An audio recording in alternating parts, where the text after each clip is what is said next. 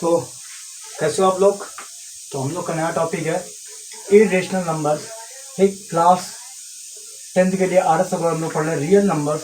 और मेरा WhatsApp number है 7376149306 PM पे हमारी डेली लाइव क्लास चलती है।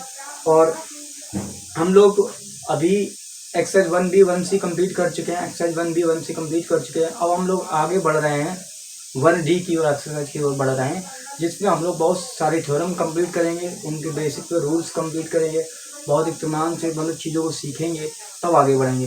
तो चलो स्टार्ट करते हैं। इरेशनल नंबर क्या होता है? तो इरेशनल नंबर वो इरेशनल नंबर होते हैं जो नॉन टर्मिनेटिंग एंड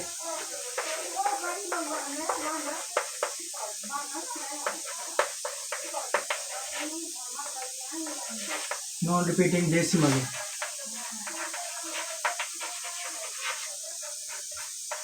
ठीक, तो इस तरीके वाले होंगे, नॉन टर्मिनेटिंग और नॉन रिपीटिंग डेसिमल होंगे, वो इरेशनल नंबर करते हैं। जैसे एग्जांपल तौर पे हम मान लें कि 2.1223333 पता नहीं कहाँ तक जा रहा है, तो ये हो जाएगा एग्जांपल। फिर ऐसा एग्जांपल हो जाएगा 2.12012001200001240।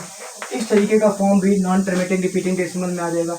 और इस तरीके का डेसिमल 2 1 2 3 4 5 6 7 8 9 के ऊपर बार लगा हुआ। ठीक, तो ये फॉर्म इस तरीके के होते हैं। एक तो डिजिट रिपीटिंग होता है, जैसे 0000000, ठीक, 40। फिर एक ऐसा बार वाला होता है, एक इस तरीके का होता है। ये सब कंडीशन में कौन आते हैं? Non terminating non repeating decimal आते हैं। ठीक, तो वो इरेशनल नंबर होते हैं। इसमें क्या होता है, इरेशनल नंबर में हमें कभी भी रिमाइंडर यहाँ पर जीरो नहीं मिलता है। ठीक, अगर रिमाइंडर जीरो आ जाता है तो ये टर्मिनेटिंग डेसिमल, लेकिन ऐसा कंडीशन में नहीं होता। तो इरेशनल नंबर में क्या होता है कि नॉन टर्मिनेटिंग रिपीटिंग डेसिमल में हमें इस तरीके के फॉर्म के क्वेश्चन दिखते हैं। लेकिन हम जो आगे थ्योरम की ओर बढ़ रहे हैं उसमें हमें कुछ ऐसे भी फॉर्म के होते हैं, जैसे √3, √5, √7, √11, √13, √19, मतलब प्राइम फैक्टराइजेशन के अंदर में रूट के अंदर होते हैं। √23, √29, √31 इस फॉर्म में हमें दिए जाते हैं। वो भी क्या कहलाते हैं? इरेशनल नंबर कहलाते हैं। तो हमें ये सब प्रूव करना होगा कि √3 इरेशनल नंबर है, √5 इरेशनल नंबर है, √7 इरेशनल नंबर है, √11 इरेशनल नंबर है, √13 इरेशनल नंबर है, √19 इरेशनल नंबर है, √23 इरेशनल नंबर है, √29 इरेशनल नंबर है, √31 इरेशनल नंबर है। इस तरीके से सब हमें प्रूव करने होंगे। तो आपको एग्जाम्पल इस तरीके से आपको दिखने मिलेंगे। ठीक है, तो चलो, ये सब फॉर्म इरेशनल नंबर के थे। ठीक,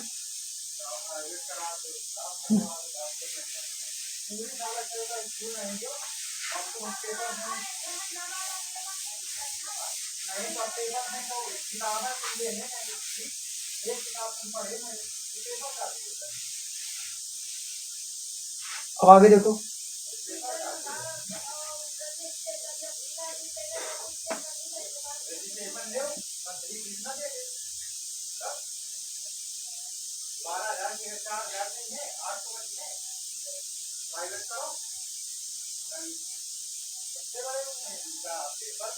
और इस तरीके से जैसे मान लो 3 ऑफ 2, 3 ऑफ √3, 3 ऑफ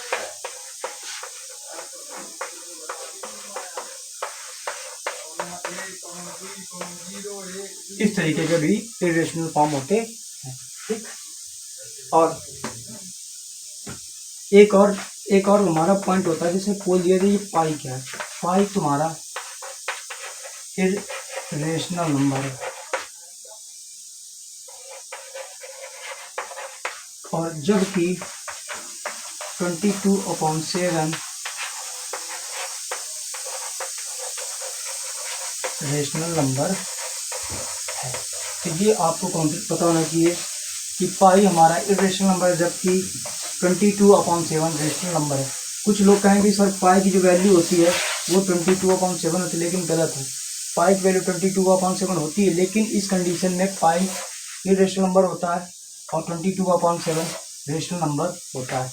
अगर कहीं इस तरीके का दिख रहा है 3/2, तो इसको पता है ये जो चीज़ लिखी है ना, पता है ये क्या लिखी है, ये लिखी है 2 की पावर 1/3 ऑड पावर, ठीक। ये लिखा है 3 की पावर 1/3, ये लिखा है 5 की पावर 1/3। इस तरीके के क्वेश्चन आते हैं आपके पूछे जाते हैं, ये सब इर्रेशनल नंबर के फॉर्म में आते हैं। 7 की पावर 1/3 ये सब किस फॉर्म में आते हैं, ये सब इर्रेशनल नंबर फॉर्म में आते हैं। तो आपको ये सब चीज़ें पता होनी चाहिए, ठीक। फिर आगे थ्योरम हम लोग कंप्लीट करेंगे, ठीक। तो ये टॉपिक आपको समझ में आ गया होगा इतना इरेशनल नंबर का। फिर आगे कुछ चीज़ें इरेशनल नंबर के बारे में और हैं वही हम लोग समझते हैं, ठीक। तो देखो किस तरीके से इरेशनल फॉर्म को हम और अच्छे तरीके से कर सकते हैं। यहाँ पे इरेशनल नंबर, ये भी इरेशनल नंबर है, ठीक है। 22/7 इरेशनल नंबर है।